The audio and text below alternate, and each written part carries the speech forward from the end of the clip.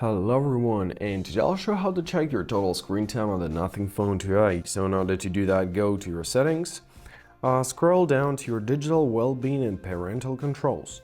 Now we've got our menu opened, so here you can see the total screen time for today, the number of unlocks and notifications. So if you want to get more detailed information, simply click here. And now you've got your dashboard open, so you've got your weekly statistics. Here you can find your screen time for each application. For example, simply tap here, and we've got more detailed information. For example, statistics, the weekly statistics for this application and stuff. Now, if you want to reduce the screen time, you can enable a focus mode or bedtime mode.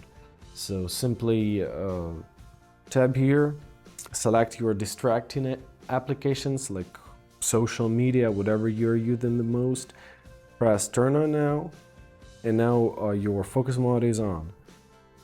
Or for the bedtime mode, it's really easy to use. Simply set up a schedule when it will turn on and when it will turn off, and your phone will be in a silent bedtime mode.